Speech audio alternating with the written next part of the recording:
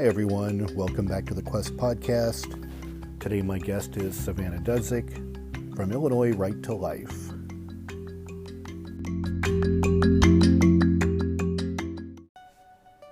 Life is a quest for logic and reason. It is a quest to find balance between science and faith. Life is a quest for knowledge and understanding. But most importantly, it's a quest for personal discovery. Whatever your quest, knowing yourself is the beginning of all wisdom. Welcome to Quest. Hi everyone, I'm your host, Todd Fischer, and welcome to Season 3 of Quest. A quest is a search for something, and this podcast will show you how we know what we know through interviews with people that have incredible stories of dedication and perseverance. To me, curiosity is part of what makes us human, and there's still so much we don't know. There's joy in discovery. It's what drives us. It's our quest.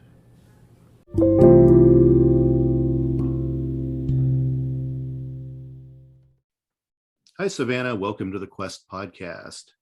Thank you so much for having me. So I wanted to start by telling the listeners a little about your background and where you work. Do you want to get into that for everyone?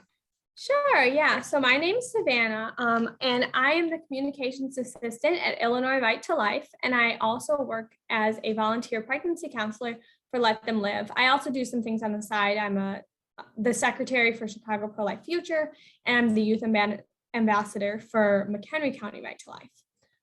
So that's what I do currently in my life. What influenced you to become an advocate of the pro-life movement? So I think that there were a lot of different things that influenced me. When I was younger, it was definitely my dad. It was my family. I grew up in a very pro-life family. We would go to pro-life rallies. We would talk openly about why abortion is wrong, why we need to be there to help women. My mom volunteered some of her time to answer calls for aid for women. So I grew up in that atmosphere. And then I entered high school and I was in college, and I participated in a lot of different pro-life activities throughout that time, but it was always kind of a side job for me. It was always a side hobby. And once I started actually talking to the women who are in the crisis pregnancies and actually realizing that it's my age group, it's my demographic, it's women just like me who are getting these abortions because they think that they don't have any other options. And there are so many of them, and there's such a need for people to be involved. I think that's when I decided this can't be part-time for me anymore. I need to make this my career. Of course. Did you grow up religious or spiritual? Yes, I grew up in a traditional Catholic family most of my life.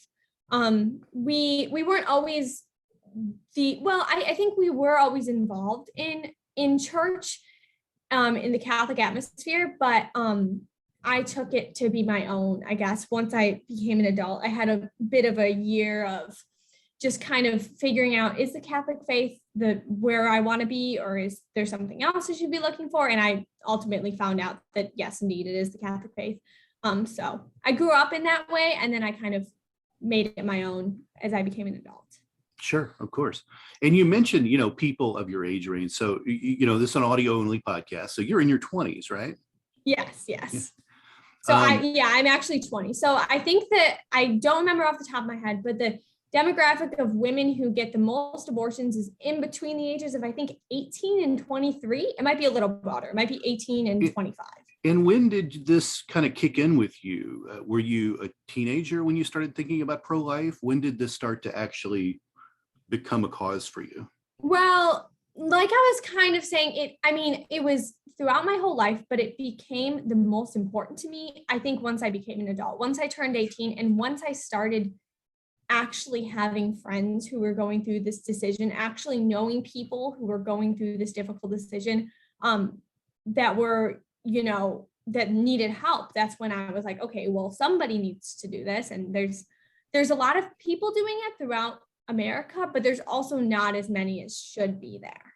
Sure, sure. I wanted to do an episode that could show, how a man can engage in a conversation on abortion, because I feel it's all too often that a man's opinion is unheard or possibly unwanted.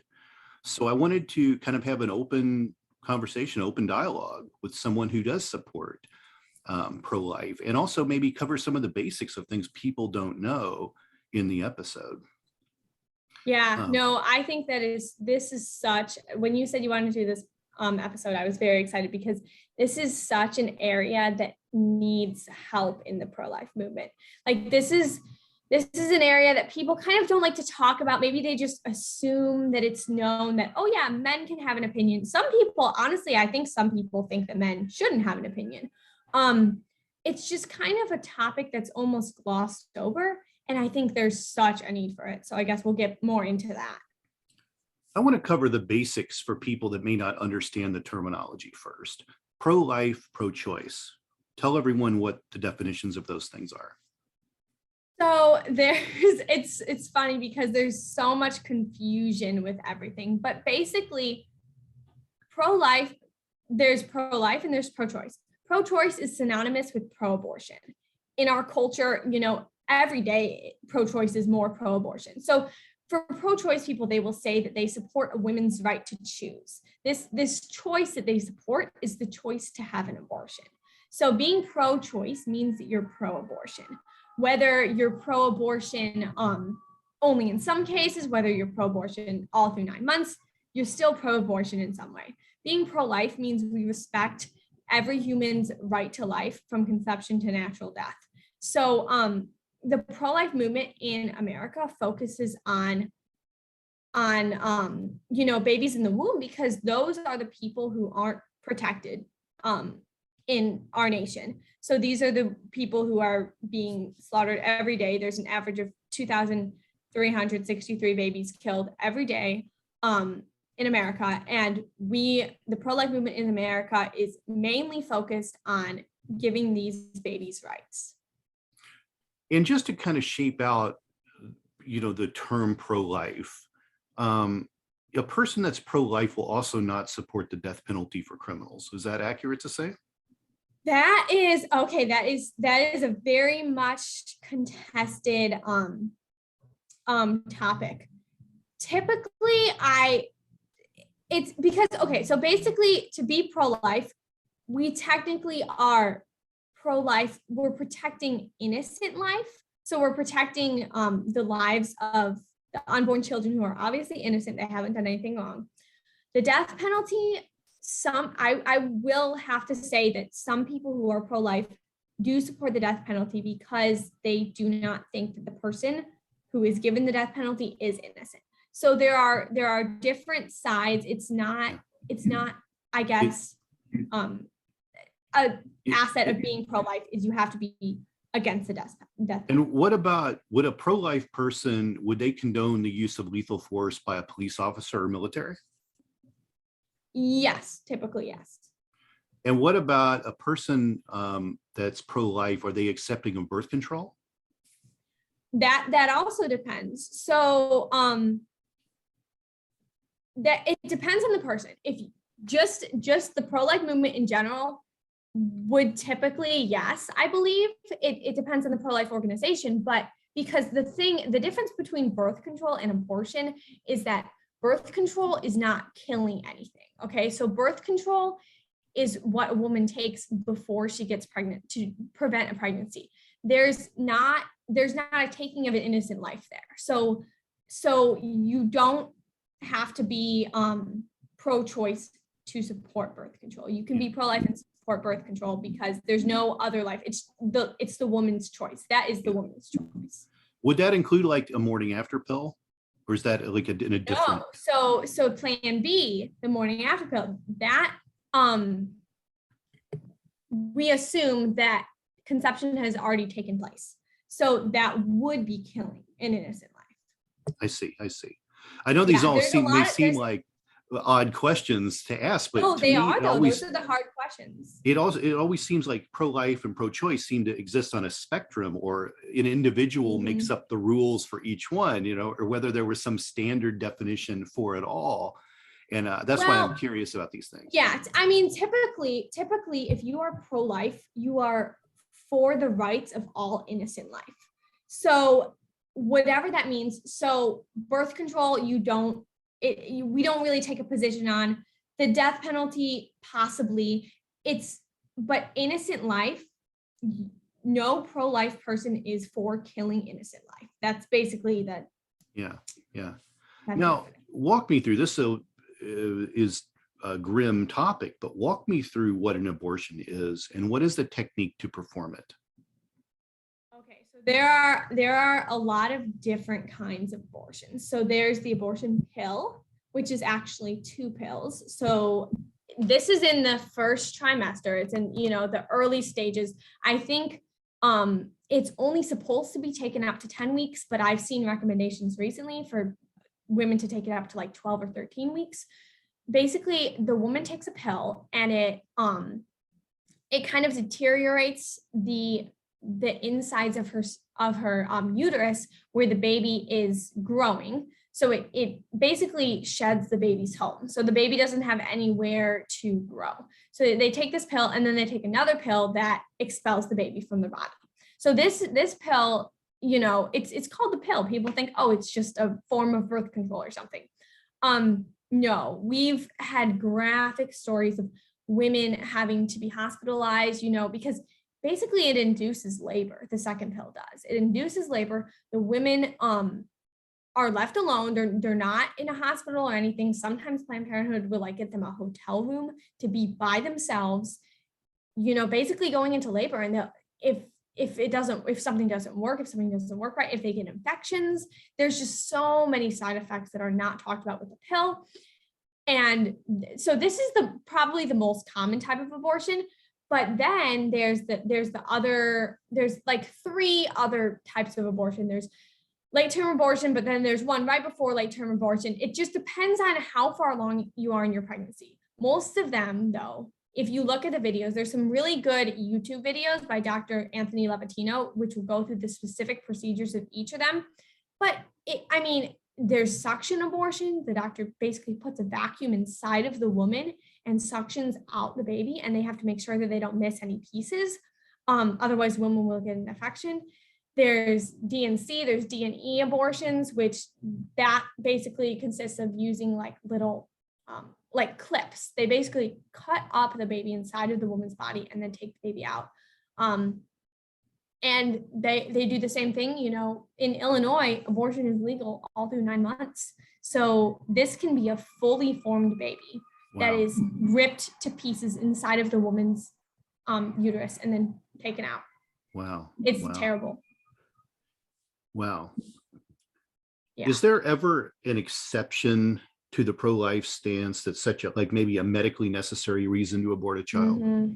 That is something that actually has changed over the years. So we've always held that if the mother's life is in danger, the mother can choose that her life is, I guess, technically more important than the child. So the mother can choose to save herself over the baby. A lot of the times these women actually will choose to save their child, but it's not a pro-abortion standpoint to choose to save the mother's life over the baby's. However, many medical professionals have said this, there is no situation in our day and age where an abortion is medically necessary. So there might be situations where a pill, some sort of medicine will need to be taken by the woman and that could harm her baby, or some sort of surgery need to be done on her and that could harm her baby, but there's never a situation. So there are no exceptions. There is never a situation where an actual abortion is necessary to save the life of a mother. And explain, you mentioned this a minute ago, explain what Planned Parenthood is. I think nearly everyone has passed one of these buildings, but many don't know what it is. So Planned Parenthood is the largest abortion provider in the United States. So typically when I'm talking about an abortion facility, I just say Planned Parenthood because there's most of them are Planned Parenthoods, but there's also just abortion facilities. But anyway, Planned Parenthood does not just offer abortions, and they make this very clear. They offer some sorts of contraception, some sort of, like protection methods, but most of their profit, I think it's like, I don't know, I think it's like 90 some percent of their profits come from abortion. Everyone knows that they're the abortion provider. It was a myth of, I feel like a decade ago that people would say, oh no, we don't just offer abortions. Well, no, they don't just offer abortions, but they mainly offer abortion. People go to Planned Parenthood for abortion. I see. With no legal precedent on the fatherhood of an unborn baby, how can a male talk to a female that he's fathered a child with about abortion? I hear all the time, my body, my choice. Does the male really have any influence at all? Yes. So this is honestly such a hard issue. And it really, I've talked to a lot of men, a few men who've actually had their girlfriend get an abortion, a few of them who their girlfriend hasn't even told them. But this is an issue that's really hard, because you're right. A man doesn't have any legal authority over the child, because the child doesn't even have any legal rights in the US currently. So but from experience, from talking to women, what a man really should do, is simply say that he's there to support her. Because it's funny, so many of the women I talk to, I've actually never had a situation where there's been a man in her life, her boyfriend, her husband, whatever, even her father. There's been a man in her life who's been telling her, you can do this, you can have this child. I've talked to so many women. I want to say like 90% of the women I talk to, the boyfriend, if he's in the picture, is encouraging her to get the abortion. So to say that men have no influence, I think is very not true. Men have influence. So many of them are using it to coerce their girlfriend to get an abortion, So yeah, I don't know. What do you think? No, I think you're exactly right. I wasn't thinking about it really in that perspective. I would hope. I've never been in a situation where I've had to have this conversation with anyone, and I try to think of it from the female's perspective of, the fear that might be there immediately, the change in life, change in body, all these things that I'm not in there. I'm not understanding what's going on emotionally or physically with someone who is carrying a child. And I can also see, I guess, what you're saying from the male's perspective of being terrified. Oh my gosh, and I'm not ready to be a dad. You should go get an abortion. Like, I get that too, I think. For me personally, particularly, I would love to have my voice heard, because I would want to bring a child into the world if I could. And that's why I would want my voice to be heard. But I guess there's a million things that are probably going on in the minds of people that are going through this, or maybe not seeing options, or seeing a financial hit to this, or any number of things. It's kind of mind-boggling to me, all the possibilities that exist here. Yeah, and I think that a lot of men don't speak out about this, or think they have no voice, because that's kind of what society tells them, is that abortion is all about a woman. But the thing is, abortion, I think a lot of men, the fact that we have abortion readily accessible to women can allow men to use women a lot more as well. If abortion wasn't accessible, men would actually have to take responsibility for their actions. The fact that we have this easy out, this abortion looks good, the man's like, oh, hey, just get an abortion. Like, we don't need to deal with this. Whereas if the men actually had to take responsibility, I think a lot of them would, I think it's just a cop out, an easy thing. We, as humans, we go for the easy out. And honestly, I don't think that the men who are telling the women that I've talked to get an abortion, they know literally anything about it. I think that women know more about it just because it's inside of their body. Women have, a lot of them have done research on it, and a lot of them have done research on, birth control, their how that works with, conceiving, with all this stuff in relation to conception. Men just think, oh, I'll bring her in to Planned Parenthood. If they look it up, it just says, yeah, bring her in. and then you can come get her in like 2 hours. It seems like an easy fix, and society is not telling them otherwise. So why wouldn't they do the easy thing, you know? Well, I think what you're saying is interesting, because I think things like abortion, divorce, they become a commonplace in a way. Mhm. Anyone out there listening, and some of my demographics are this, if you're a 50-year-old person and you were growing up in the 70s and the 80s, divorce was still relatively rare then. Parents still stayed married for a long time. But what you started to see as you moved into the 80s was divorce was becoming more commonplace. It was kind of like a naughty word you didn't say. You didn't want to do that. There was the kid in your neighborhood whose parents got divorced. People looked at him differently. They looked at his family differently, because 9 out of 10 other families were still happily married, maybe not happily married, but stayed married. But it becomes more and more commonplace. And now divorce is all too common. Hey, things aren't working out. Let's just get divorced. There's no one's putting any work into it. And I feel abortion has become one of those commonplace words where it was a naughty word. Oh, you don't say that. You don't say the A word. Like, we're not going to do that. Like, your baby can go for adoption. And the parents had a lot of influence, and other things were happening in the 70s and the 80s. And then it just became one of those things where it's like, hey, you're pregnant, go get an abortion.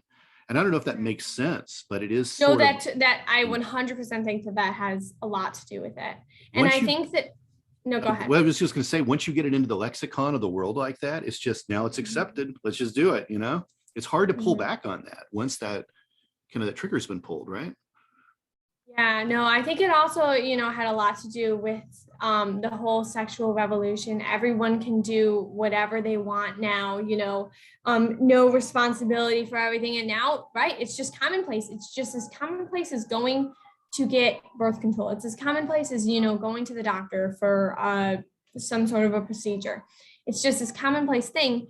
And I just think men and women, they hear something, they think, oh, that sounds fine, and then they do it, and they only regret it later in life. Mm-hmm. That's true. This has been a big year for legislation that's beginning to help the pro-life movement. So I think what we saw in Texas was a major news story. Like if you were turning on the news at all, you were hearing about Texas.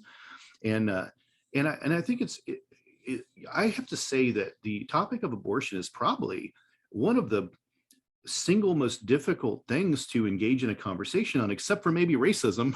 It's definitely, they always say politics, race, religion are the 3 things you can never talk about. Well, abortion's probably also in that list, because people are so divided on it. And what the thing is I think politics and race and religion involve male and female alike, right? Where abortion really involves the female. So people are on politicians about legislating stuff like this that are male. So males are put in a very interesting predicament. Right. And I think that, just the irony of it's really just the women who are saying, oh, men don't have a place in this. They're only saying that men don't have a place in this if the man is pro-life. If the man is pro-abortion, they tout this man as, oh, he's our hero, he's pro-abortion. So it's really just, they're playing their own game. They're using whatever is convenient for them to say. That the justices who passed Roe v. Wade were all males, and they don't say, oh, these men were bad. So it's not that they're saying that men are bad. It's just that they're saying that people who disagree with them are bad, because, as a woman myself, I know a couple pro-life women who tried to go to the Women's March a couple years back. I think it was the one in Chicago. And they were holding pro-life signs saying something like that, we are for women in the womb. And they weren't accepted there, It's not about being a man. It's about being pro-choice or pro-life. It's, if you don't agree with them, you need to not be here. Whereas I don't really think that I think that a lot of people in the pro-life movement aren't actually like that. If someone doesn't agree with us, we want to hear what they have to say. I was at a rally the other day, and there was a man who was there, and he was holding a really vulgar, it was a man about my age, he was holding a really vulgar pro-abortion sign. And, I went up and tried to talk to him, and he wouldn't engage with conversation with me. But it's just, I think that it's the most cowardly thing for a man to do, to be pro-abortion, because they're basically saying, if I get you pregnant, I'm not going to take responsibility for your child. They're basically denying any responsibility. Their abortion is convenient because they have abortion, they can go sleep around with any girls that they want and not have any consequences. Yeah. I think really kind of coming off what you said, I think really one of the single most important things that anyone can do is have the conversations. If you're put in a position like this, male or female or alike, you've procreated a child, there needs to at least be a conversation. That's the fairest thing. You should talk to your doctors. You should talk to people that can counsel you. You should talk to your spouse, your boyfriend, whatever the situation. And it needs to be a well-rounded discussion for sure. In my opinion, I hope it ends in pro-life, but there at least has to be a discussion, I think. People have to talk. No, and I agree. And I think just one example is, there was a mom that I was pregnancy counseling like 6 months back, and her husband, we were trying to get on the phone, but her husband was very much against her having this child. He wanted her to get an abortion. So it took forever for us to connect, because she'd try to get in a place where her husband was, and then she'd be too scared to call me because she'd think that her husband was going to see, right? So I think we went on for like at least a month about this. By that time, she was more than a month pregnant, and she was really scared because he still wanted her to get the abortion. And the farther along in the pregnancy you go, the more expensive, the more risky the procedure is. Anyway, finally, we got on the phone, we talked, and I explained the help that Let Them Live can give them. And Let Them Live gives so much help in all areas, financial, emotional, everything that you could possibly need. So she said, okay, actually, I think I'm going to talk about this to my husband. And she talked to her husband about it, because she was still like, I don't know, I might get the abortion because he wants me to.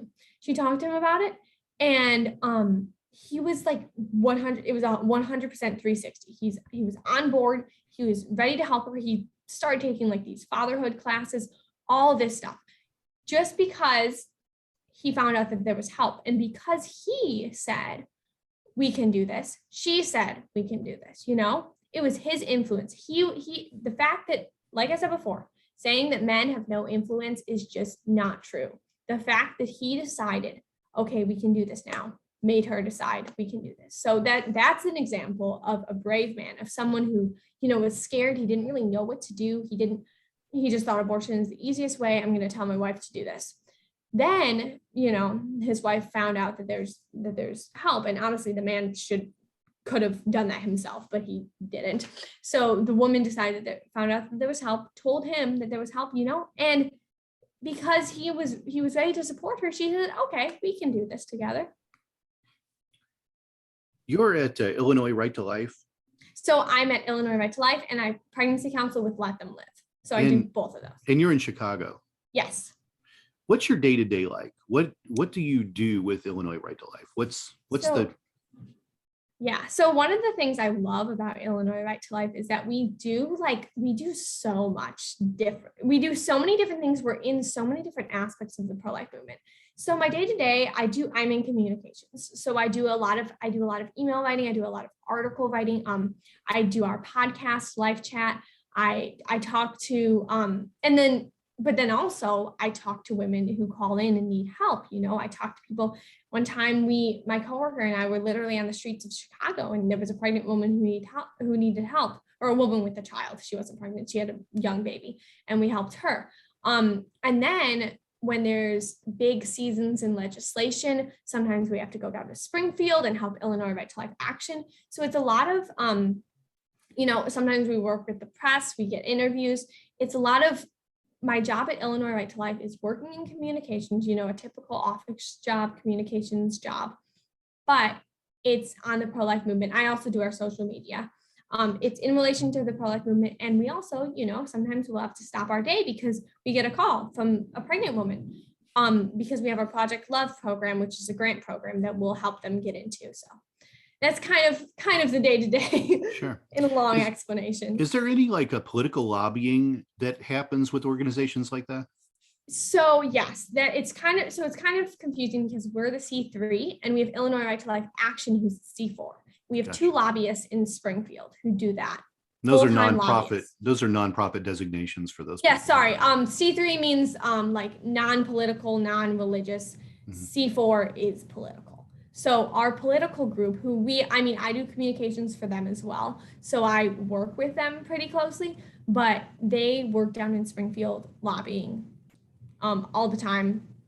We have 2 great lobbyists. So Yeah, we were doing a that's great. lot with that when, unfortunately, the repeal of parental notification was passed about a month ago.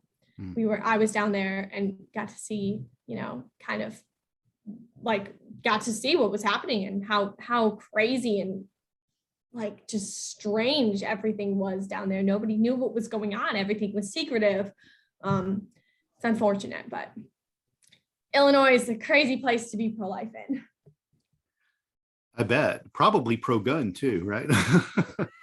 Personally, yes. I think people have to go to Indiana, my home state, to get their guns and then take them back to Chicago, right? It depends on the type of gun. Yeah, you can get like your gun license, your concealed carry, all that here. It's just you have to jump through a ton of hoops. Yeah. Savannah, I really appreciate you coming on as a guest. I think this was an interesting conversation. It was a fair conversation. It was a pleasant back and forth on what this is. You answered a lot of questions, things I didn't know about. And I certainly think that my listeners, you will have answered a lot of questions for them. And I do hope if anyone is in a situation like this, that they communicate, find someone to communicate with, go to a group like what Savannah is part of, find a friend, find a priest, talk to your boyfriend if you can, whatever the situation might be, but get the information. The conversation is important for a decision like this. This is literally a matter of life or death. You can't put it any plainer than that. Yeah, just one more thing before we end, if I could. I just wanted to tell one more kind of quick story. Yeah, of course. One of my professors from college, and I think I told you this a few days ago, but one of my professors from college, he regularly sidewalk counsels. So sidewalk counseling is basically, you should get trained for it, but basically you stand outside of an abortion clinic or a Planned Parenthood facility, anything like that. And you typically have resources. I have like little cards that I give people. And you know where they can go, pregnancy resource centers for women. And you try to convince them this is like the last moments that they have to choose life.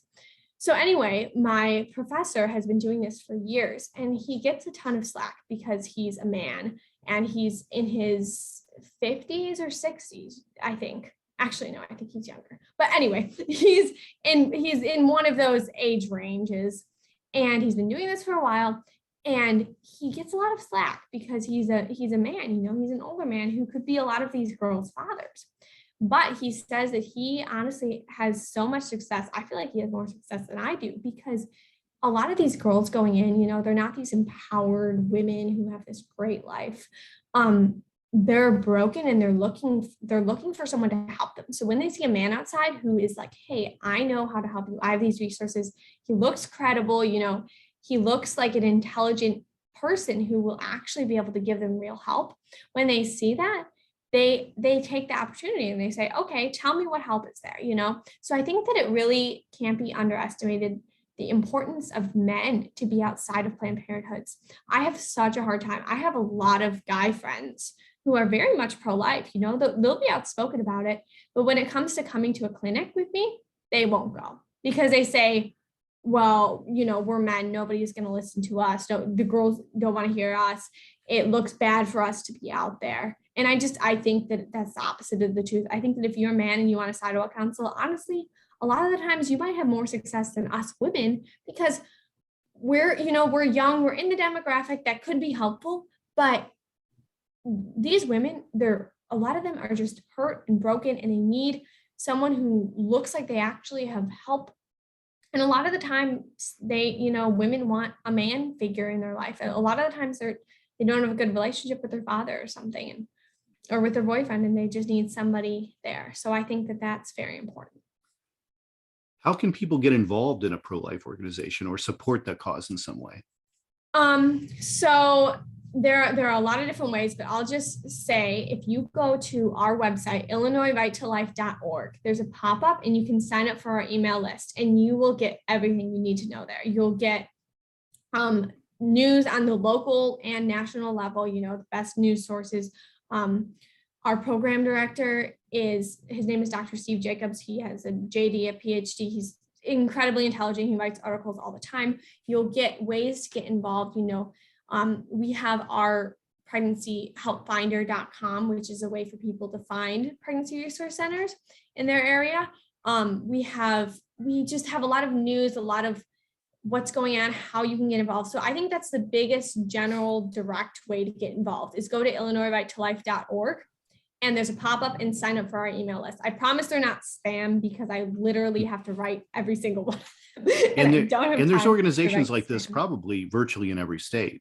Yes. So one cool thing about Illinois Right to Life is that they're actually, well, I actually am going to say there aren't technically organizations like this in every state. There should be, but we're one of the, I forget the statistics on it or something, but we're one of the biggest state organizations that also deals with national topics. So if you sign up for ours and then reach out to us, we can help you find if there's a similar one in your state, or if there's a nationwide one that would suit you better. Live Action is a great pro-life organization. You go to liveaction.org, you can find them. If you're interested in sidewalk counseling, like I mentioned earlier, sidewalkadvocates4life.org or .com. I think it's .org. They will help you get set up and get trained. Letthemlive.org, that's the other organization. That's the one I pregnancy counsel for. They're such a beautiful organization, and their stuff is always very real, because it is real. It's it's real stories and very empowering. So letthemlive.org, that's them. Yeah, and they're nationwide. And how can people find you out there on the interwebs? Are you on social media? Yes, and if you want to find me, I'm very active on my Instagram. I post a lot of pro-life content and do a lot of things with different pro-life organizations. It's Savannah_Dudzik. So SAVANNAH_DUDZIK. And then I'm also on YouTube. I'm trying to post more. It's just Savannah Dudzik. And Facebook, Savannah Dudzik. There's not very many Savannah Dudziks, which is kind of convenient. So I'm easy to find out there. Well, good. Savannah, I really appreciate you coming on the podcast, and hopefully you come back again in the future. Yes, of course. Thank you so much for having me. We'll talk soon. All right. Take care. Bye-bye.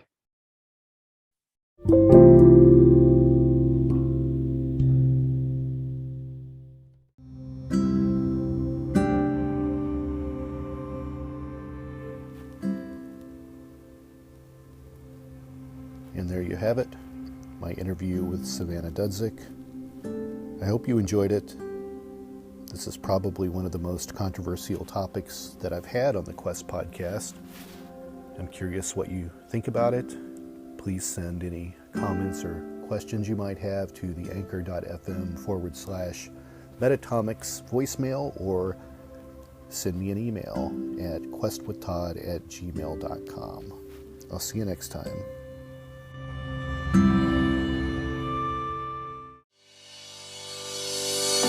Thank you for listening to this podcast. Please be sure to rate and review this episode. This podcast is produced by Todd Fischer and distributed by Metacortex Publishing. This podcast is copyright. Any previously trademarked or copyright content is used by permission. Information and opinions stated in this podcast should not be construed as medical advice. Please be sure to visit the official website for the International Association of Metatomics at metatomics.org, or find us on social media for other unique content.